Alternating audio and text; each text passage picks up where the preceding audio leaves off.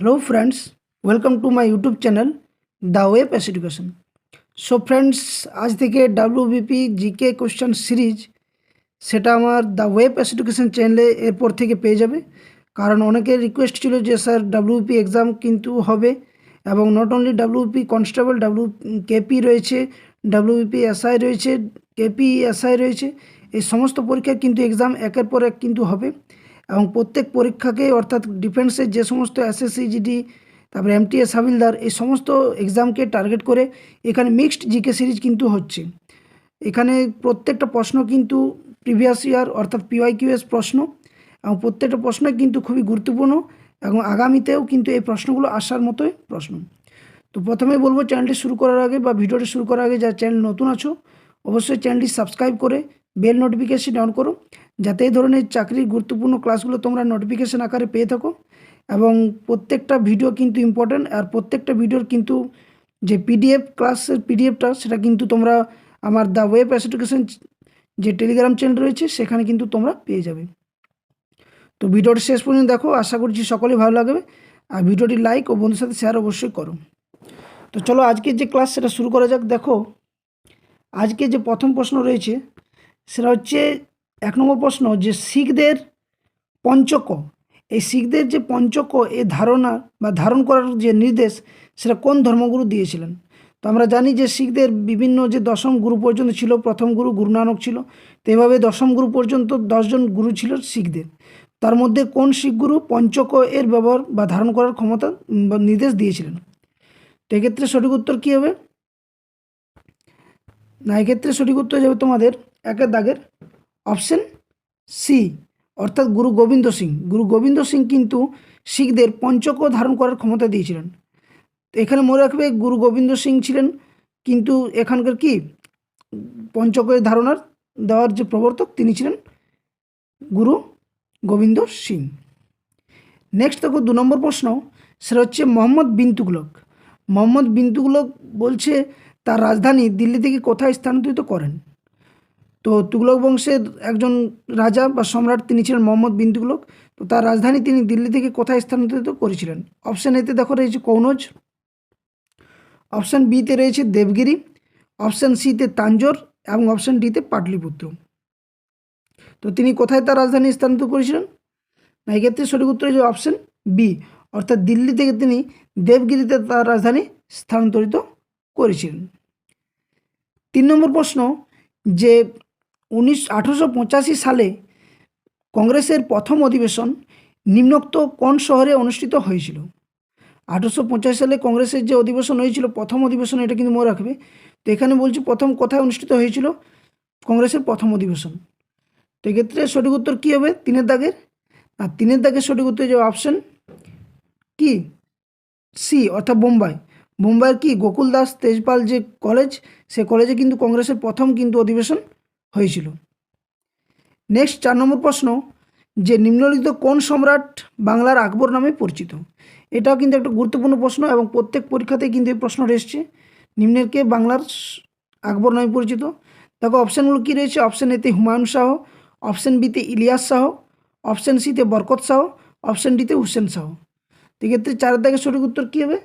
আর 4-এর দাগের সঠিক উত্তর অপশান ডি, অর্থাৎ হুসেন শাহ ছিলেন বাংলার আকবর নামে পরিচিত।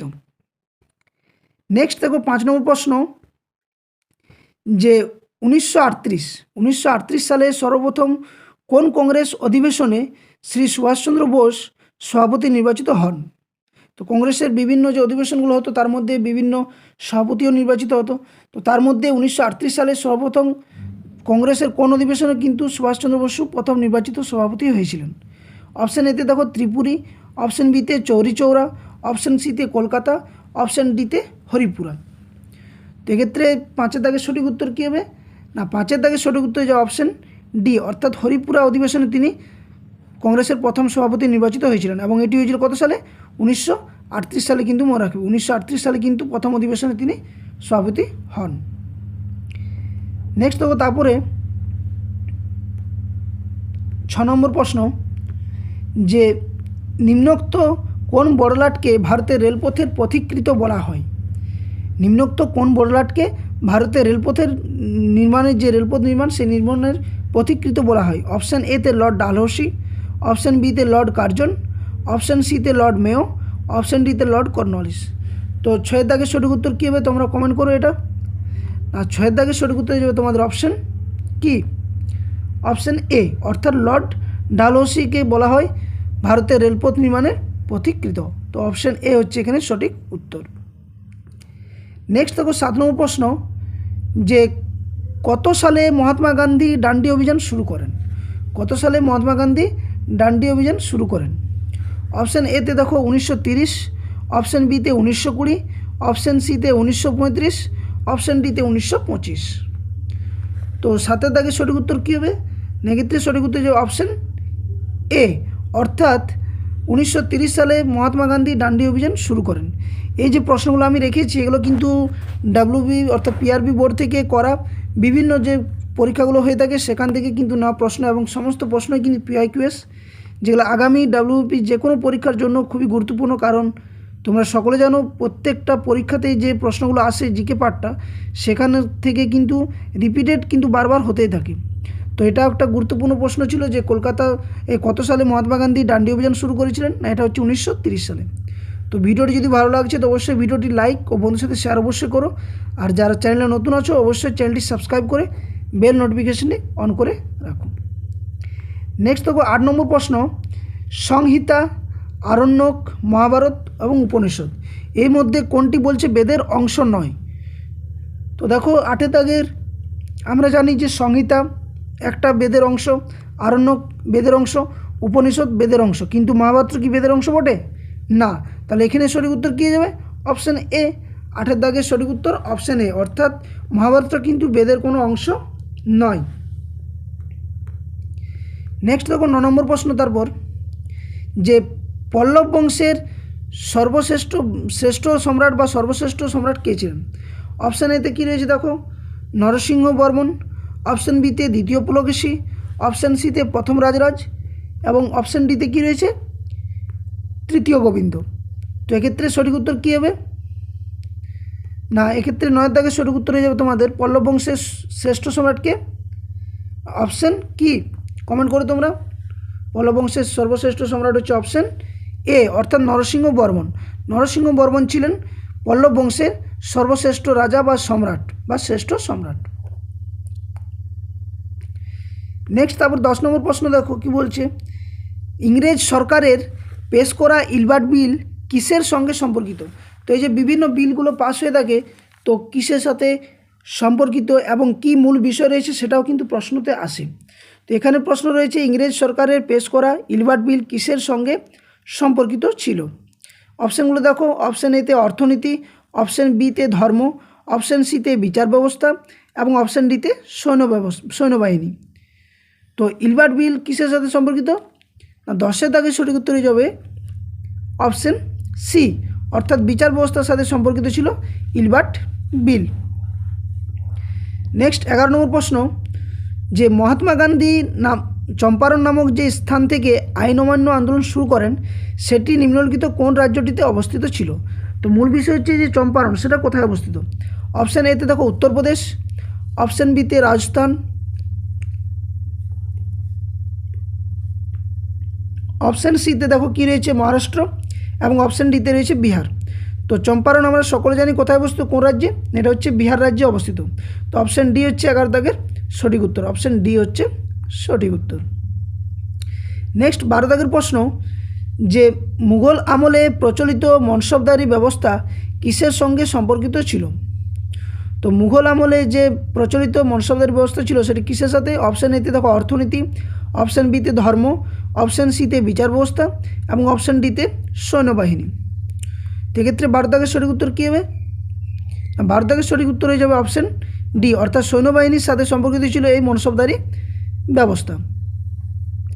নেক্সট 13 নম্বর প্রশ্ন, এটা দেখো রিপিটেড ইন কেপি, অর্থাৎ কলকাতা কনস্টেবল হোক বা এসআই হোক যে কোনো পরীক্ষাতে কিন্তু রিপিটেড হয়েছে, তাই এখানে রিপিটেড ইন কেপি এক্সামের জন্য করা রয়েছে।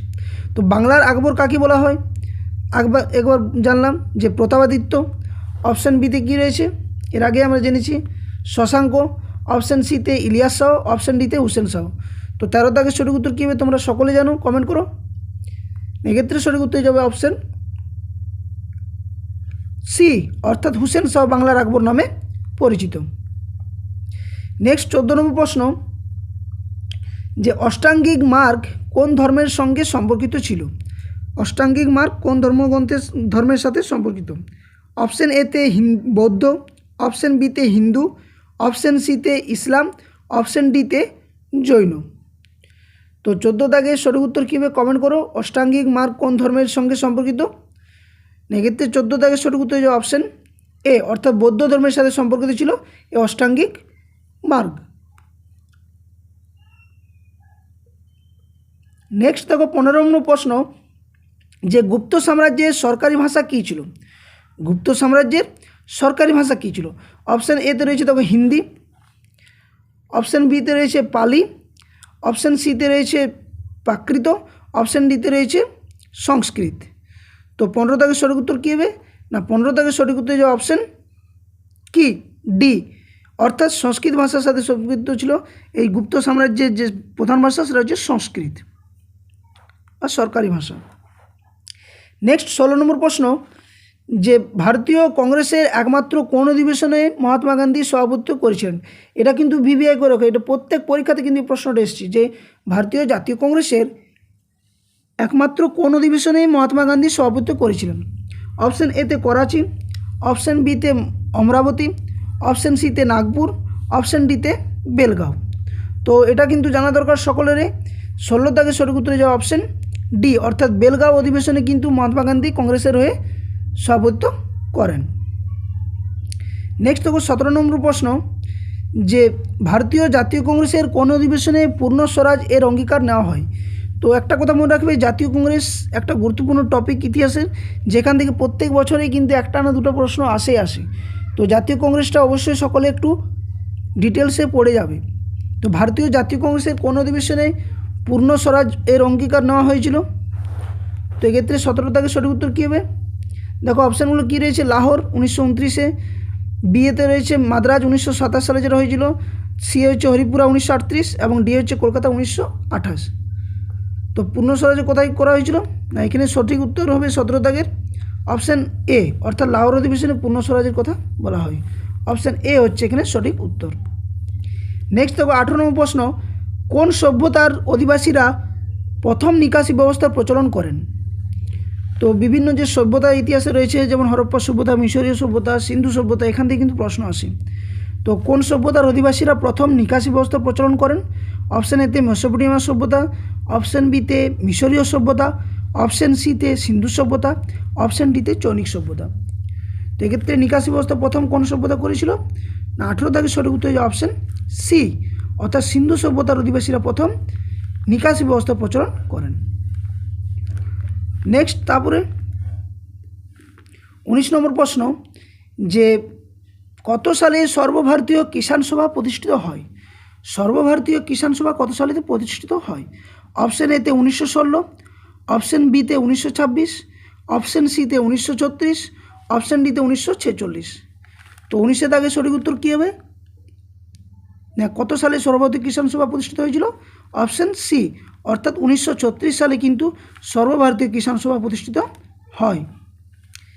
নেক্সট 20 নম্বর প্রশ্ন, তারপরে যে অজাতশত্রু কোন মহাজনপদের অধিপতি ছিলেন? অজাতশত্রু কোন মহাজনপদ, যে 16টি মহাজনপদ রয়েছে তার মধ্যে কোনটিতে অজাতশত্রু অধিপতি ছিলেন? অপশান এতে দেখো অঙ্গ, অপশান বিতে কৌশল, অপশান সিতে মগধ, অপশান ডিতে অবন্তী। তো আমরা সকলে জানি যে অজাতশত্রু মগধ যে মহাজনপদ ছিল সেই মগধ মহাজনপদের একজন অধিপতি ছিলেন। অপশান সি হচ্ছে এখানে সঠিক উত্তর।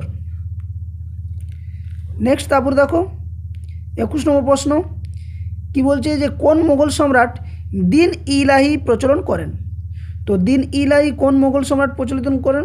অপশান এতে শাহজাহান, অপশান বিতে হুমায়ুন, অপশান সিতে জাহাঙ্গীর, অপশান ডিতে রয়েছে আকবর।